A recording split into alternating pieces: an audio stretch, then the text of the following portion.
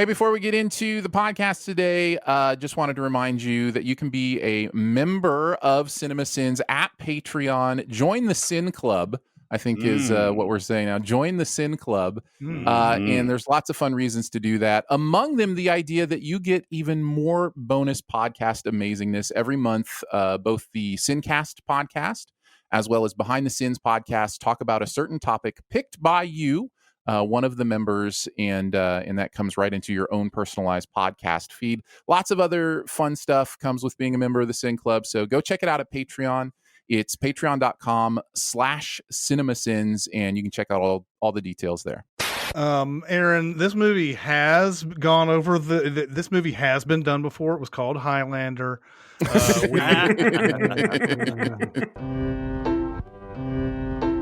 Welcome to SinCast, presented by Cinemasins.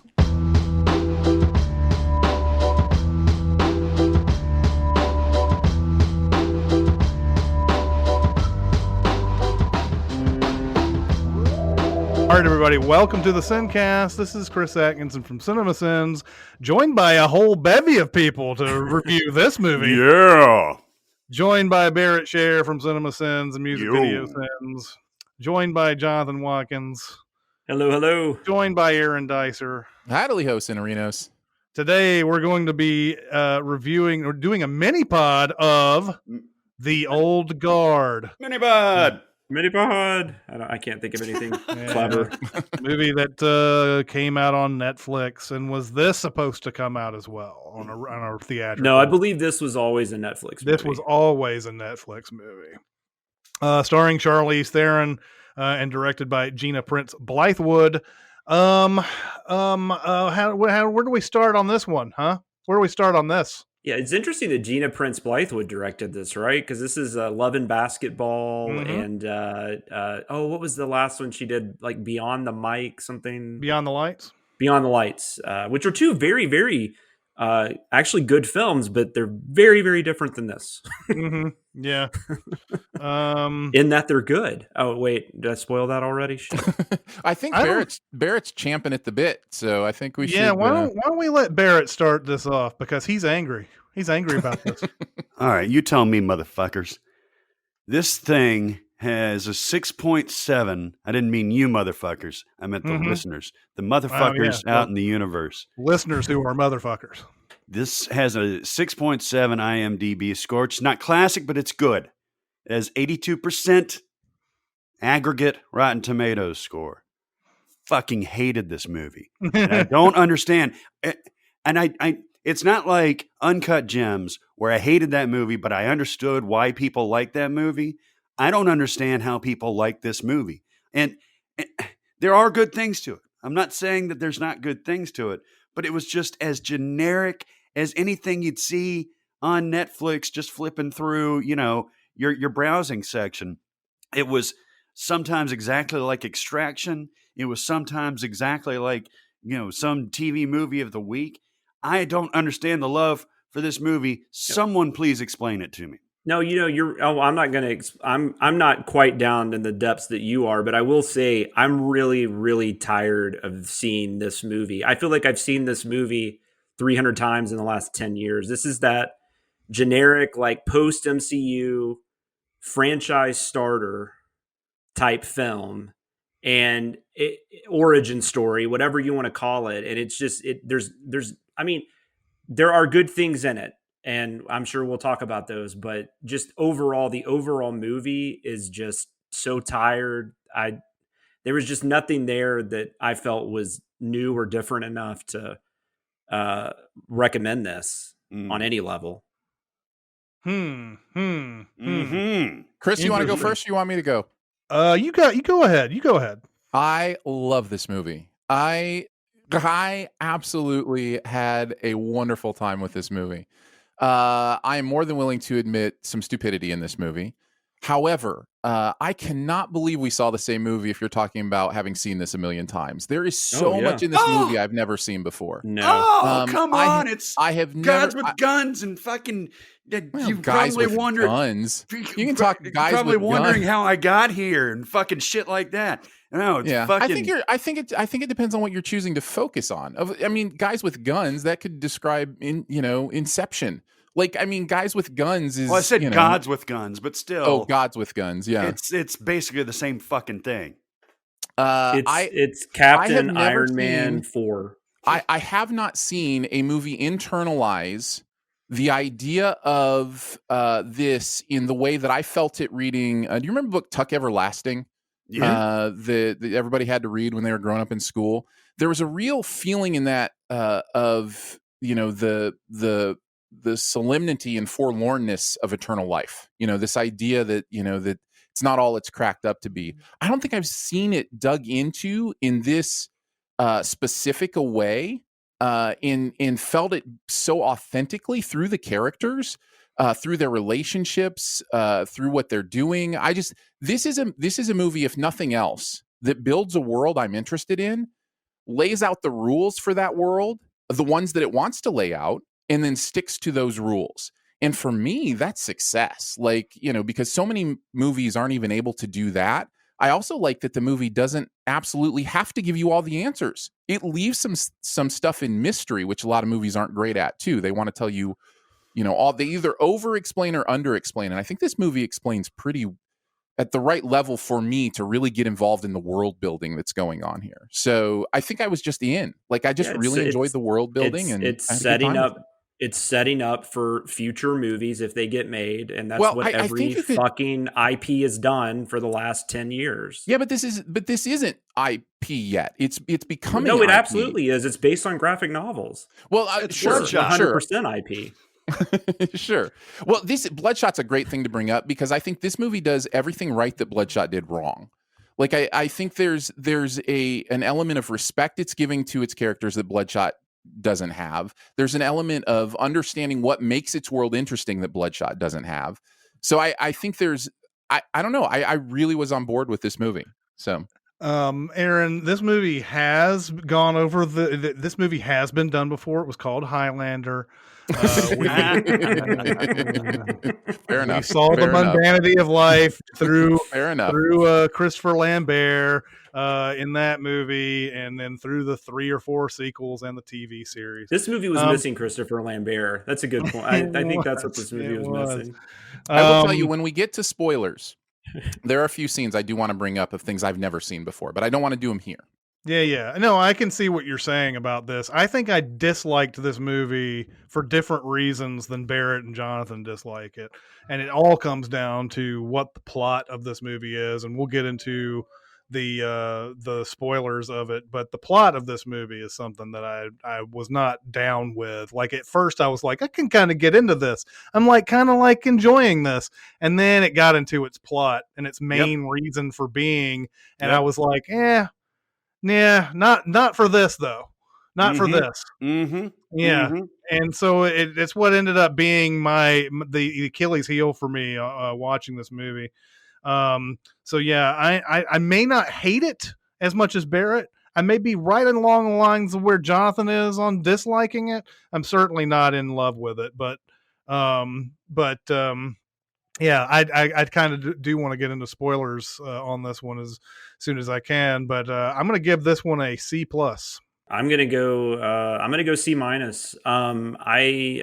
It's not quite in that D area because I do think it's a watchable movie for the most part.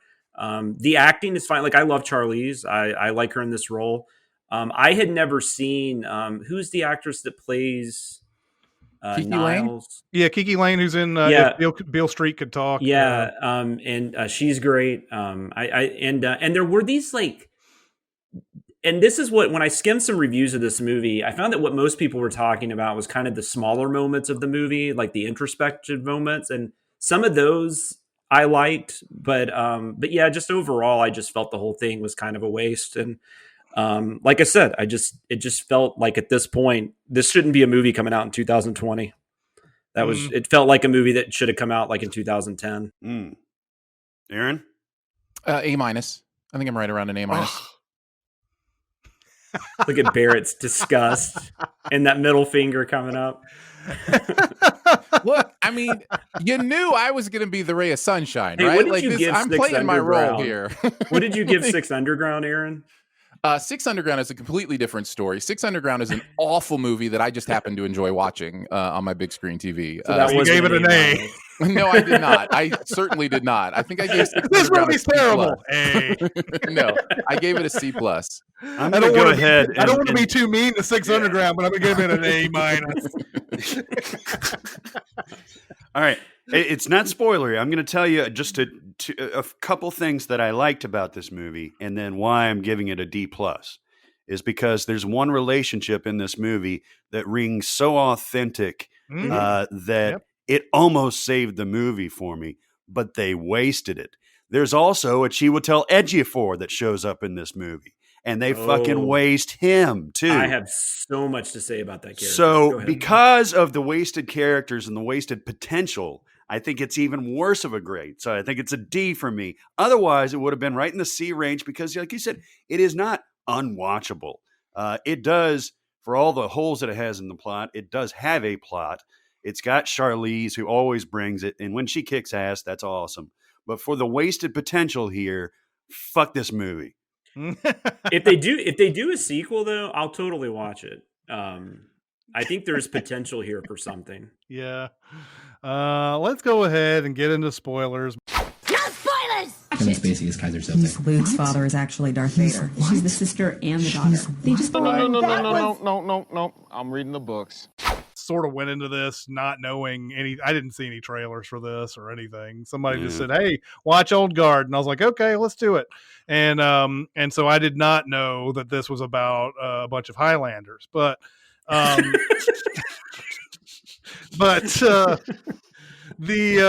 thing about this movie, I was alluding to it in non-spoilers. I don't like the plot of the scientist who has figured out that there are immortals and he wants to create and synthesize his own shit.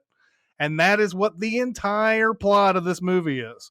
And we don't get to see these people kicking ass in their own element and like, let's just make this another adventure, guys. If it was just another adventure in the long, running, moments of their lives, and it's just, they have to save the children or whatever that got kidnapped, which we find out, children weren't kidnapped after all. It might have been like somewhat decent if they were actually going through like that adventure and everything, but instead, no, it's Chiwetel Ejiofor has been hired by this scientist guy. He's like Chiwetel Ejiofor basically plays the reporter from the Hulk, right? The guy who's like, he's seen pictures. I don't know how he started this research, where he began. Like that's the thing that I always wanted. He's got a computer. He changes his he changes his beliefs and his reasoning like 5 times in the movie. Like he kind of becomes that character, whatever the movie needs him to be in that moment in time. That's why I hated that character. He gives a really good performance just because he's always awesome. Yeah. But it's just such a poorly written character. But anyways, I'm sorry, I didn't mean to interrupt. Yeah, I'm always fascinated when I see bulletin boards full of like newspaper articles and pictures and everything. I'm like, where did this start, man? Where were you? When were you the first time you were like, I think there's some motherfuckers who are immortal out there? Like, when were you? When was it that? goes back to like 1915 too. So like, yeah, I know photography wasn't around much before that, but like stories, newspaper clippings, anything like that, no, it only goes back that far. Yeah. And so I was just kind of like, man, if it had been almost any other story than the one that they came up with, I might have been a B+, A- type movie for me, but not this time. It was, and everything about that plot just completely drags it down for me. And here's the thing, this is a great point to jump off on that. I don't want to criticize the movie for what it's not, but this movie fucking introduces a woman who has been buried at the bottom of the goddamn ocean for 500 years. Yeah. That is your villain. Like dying that and is coming who- back, dying and coming back, dying and coming back. Can you imagine how batshit insane that person would? I mean, that's where I thought it was going, and then it just goes to no, it's going to be Dudley from Harry Potter. Yeah, it's gonna be the fucking pharma bro. Tell me who's the difference between what's the difference between the pharma bro in this and fucking Guy Pearce in Bloodshot? You can't. It's the same fucking character. Yeah, pretty much. One has And a there is hoodie. a stinger. One has a hoodie on the back of his weird fucking blazer. Yeah, and there is like the most obvious stinger ever pops up where you do see that woman is back, and I'm sure that's what the next movie would be about.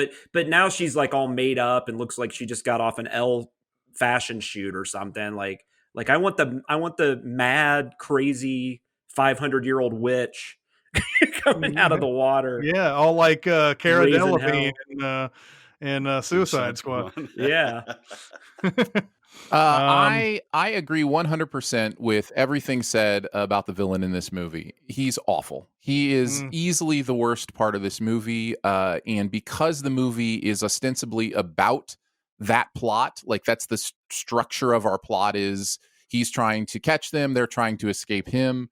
I can understand completely how that would fall apart, for you, because that plot is nothing to me. I'm just here to tell you that plot was secondary to me watching this movie. The movie that I watched and enjoyed was about this family, was about the relationships between these people, the depth of those relationships. It was about a new birth. It was about Kiki's character and trying to figure out what this was about.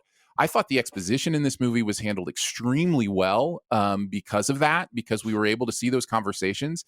That conversation, we are in spoilers, right? I didn't miss that. Yeah. Mm-hmm. That conversation in the plane, that whole scene was perfect for me. I loved the way they talked to each other. I loved that Kiki's character didn't just buy in immediately, but, tried her best to take care of it. I love the interaction with the pilot, how it was solved. I love that fight scene. I love their conversation about God, about, oh, you still believe in God, huh? Like that was really interesting to me because there's this theme of mystery in this movie that I don't often see in movies like this, where it's about, I've been around 2,000 years and I still don't have it all figured out. Like I'm not invincible. I'm not omniscient. Is the better way to say that. I'm not omniscient. I've just been around 2,000 years, so I'm more mature. I have a lot more knowledge than you do, but I still don't understand why we lose our abilities at some point. Like that's never explained. There's no real reason given for that, and so there's really kind of this beautiful idea of the extension of what humanity really is that I find in that family of characters, and I just really felt it. So for me, I was so focused in on that I was able just to kind of throw away the entire plot of the movie. That's like 5 minutes of the movie. It's really not. I'm telling you, it's really not. If you go back and watch this movie with the perspective of watching that group of people hang out, and like there are scenes throughout. You mentioned the love scene. I'm not love scene. That makes it sound like a sex scene, but the proclamation of love that happens when those two characters are trapped. Yeah, one of the most incredible proclamations of love I have ever seen in a movie, bar none. And it's made even better by the fact that it's a gay couple that's making it. Like it's one of those things where it says something about toxic masculinity that movies have tried to say forever. And it just captures it, because there's an idea going on in that scene that most movies aren't brave enough to do, where it's like the thing the guy does is something that's very common. That whole like, what is he, your boyfriend, kind of thing. It's not, I hate gays. It's just, just kind of an offhanded joke, toxic masculinity thing. And because that's the incitement to that speech, I just think makes it even all the better. I loved that scene, and I loved a lot of those scenes. No, that was a nice scene, but it was a little overwritten. But it was a nice scene. I liked how the guards actually reacted to him too. I thought that was interesting, like the way they chose to go about that. No, that was a cool thing. Actually, my favorite little bit was right after that when they get to the airport and they open the doors and they've killed everybody. It's just not even reference. It's just they walk off. Yeah, and then they're just like, "Hey, you guys want to take the restraints off any chance?" It's just like the way they're having that conversation. And then they get on the plane and the guy's like, "Hey, Joe, they got TV." Yeah. Just little, like at that moment I was like, okay, this is fun, but like I said, but it's like little bits here and there, but it ends up being like 15-20 minutes of the movie, and it's a 2-hour movie. I mean, there's like an hour and 40 minutes of garbage. Am I the only one that enjoyed the action? I thought the action No, was well shot. I mean, the action was pretty generic. I didn't think it was anything interesting. It was better.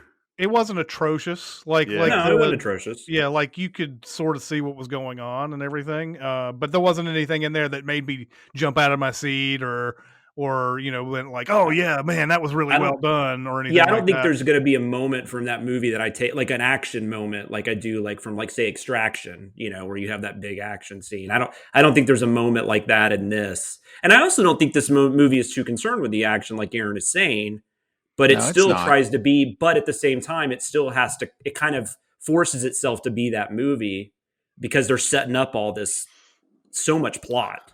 Okay. Can I ask another question about Niall? So many things I don't get about Niall. I like her performance, by the way. I think it's from start to finish. That scene where they're going into the raid, where she's like, keep it respectful and everything. And she, very realistic, very cool. Okay, everything after that, I don't like because she's cut in the neck. They stitch her up and then they take it off and there's nothing there. She is thereby shunned from her entire fucking platoon just for having a mark that healed that they know nothing about. They don't know how deep that shit is. They don't know like what they were using for it. But she is ostracized immediately. I hated this too. The in Highlander it made sense because they're in a like a far away ago time when they believe in witches and fairies and goblins and shit. Yeah. And and so when he dies and comes back to life, people are like, oh, he's like the fucking devil, right?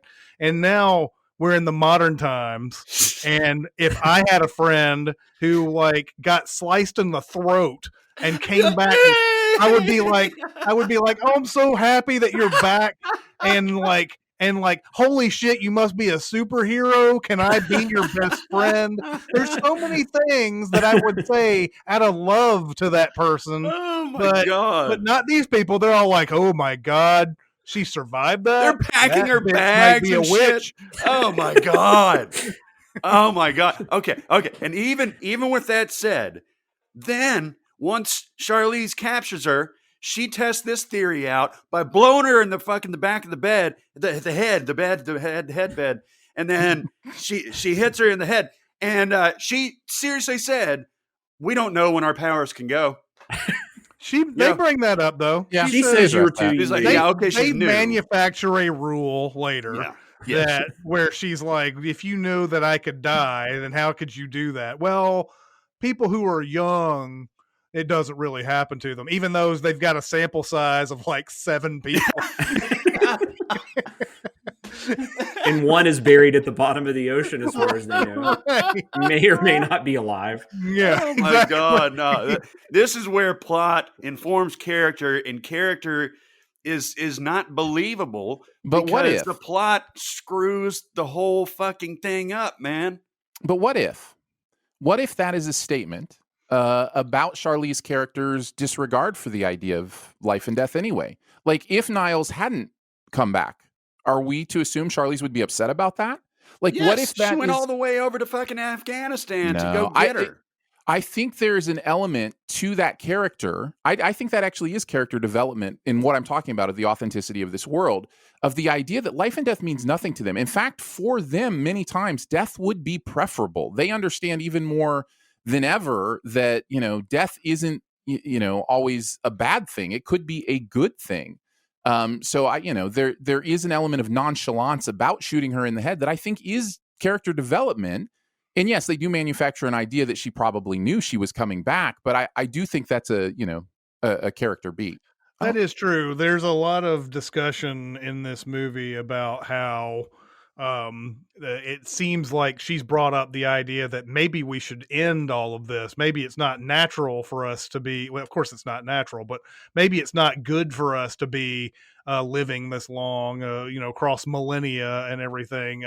That's how Booker sort of, justifies his actions when he betrays them and everything. Is that, well, maybe he can find a way to end this. Isn't this something that you've been looking for this whole time? So there is a part of that in there, but yeah, I don't know what to feel about that scene, really. I think, I really do think, like with many things, it's a matter of perspective, right? And we all come to it with different lenses, different histories, different ideas. This is the beauty of what we do, is that Barrett can hate something and I can love something, in another movie I can hate and Barrett can love, like it's, that's kind of the beauty of this whole thing. Seems is we like all it see through happens different often. eyes. Yeah. And yes, Barrett and I, Aaron can, in general, Aaron can it is the 20 minutes rarity. of a movie and give it an A-. It is the rarity when Barrett and I are on the same page about a movie. It's a beautiful thing. It is a beautiful thing. I agree. You both liked Midsummer. We did. We both like Midsummer. That's the only one I can think of. It's the only one that exists. It's Maybe Mission Impossible sequels. Yeah, right. Aaron's the only one that I know that puts out a 10 worst, and it somehow overlaps his 10 best. Listen, my bell curve is sound. I check my bell curve on my ratings every year. It's sound. Okay, all right. I believe you. What else to say about this movie, really? I don't know. I'm echoing Jonathan's comment about seeing this a million times. I got fucking Viper, Venom confused with this. Like all the lab stuff at the end, all them tied down to the beds, not even like struck. They're just like, oh, well, I guess we're screwed. It's been 2,000 years for me, but it's been, only 150 years for me. But okay.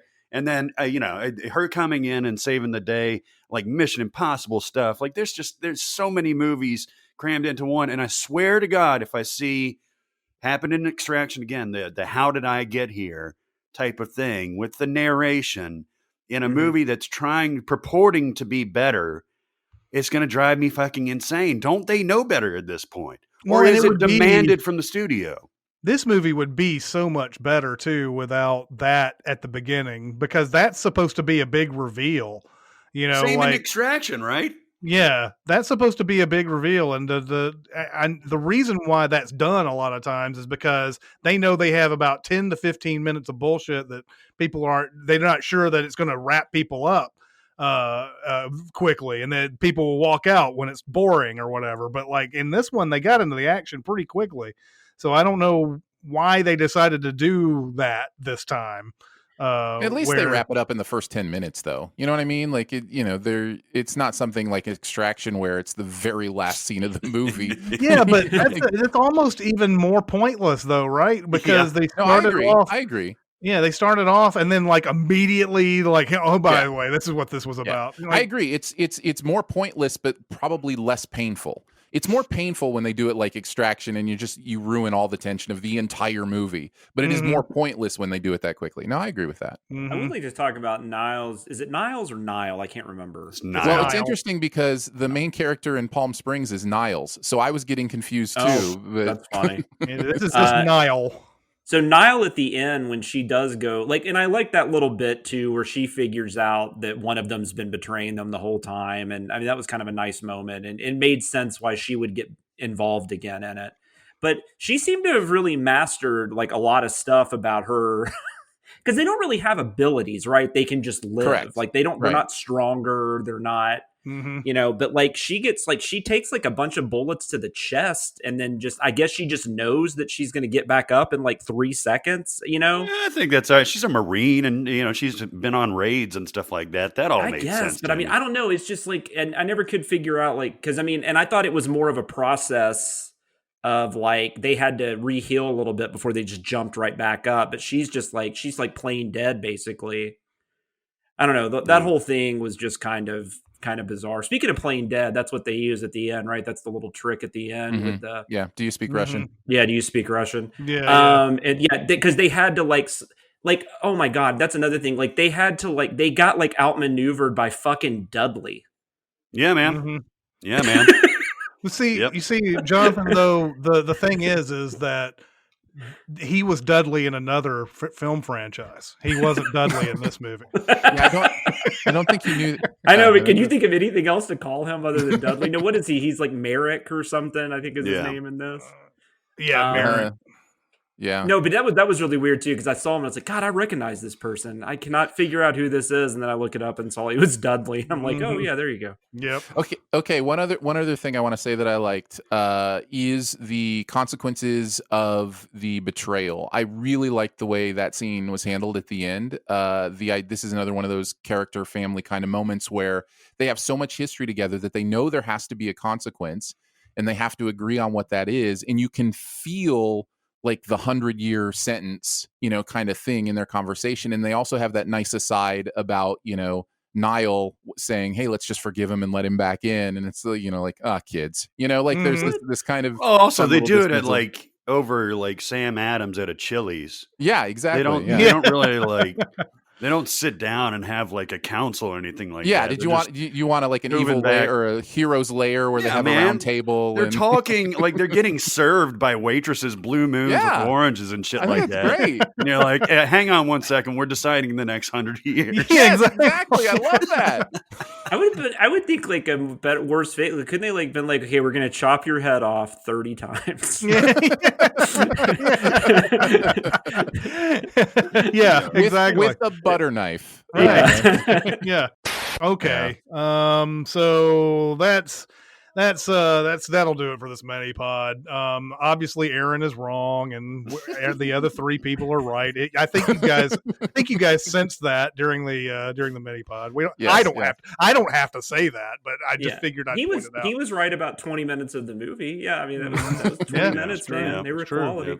Very true. But anyway, what did you guys think of The Old Guard? Go to Cinemasins. Go to SinCast, presented by Cinemasins on Facebook. Go to Cinemasins Twitter, Music Video Sins Twitter. We're on Discord. Hey, if you want to get on Discord, you can go to our Reddit page. On the right side, there's a link there you can click on, or you can go to the Facebook page and private message me, and I'll give you a link there.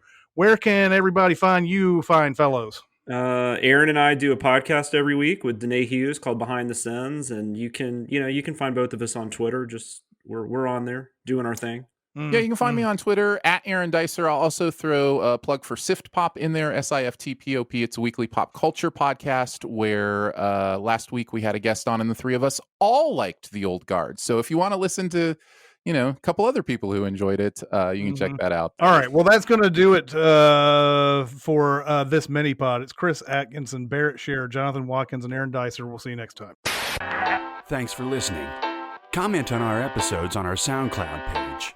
Check us out on YouTube, Twitter, Facebook, and Reddit. And be sure to visit cinemasins.com.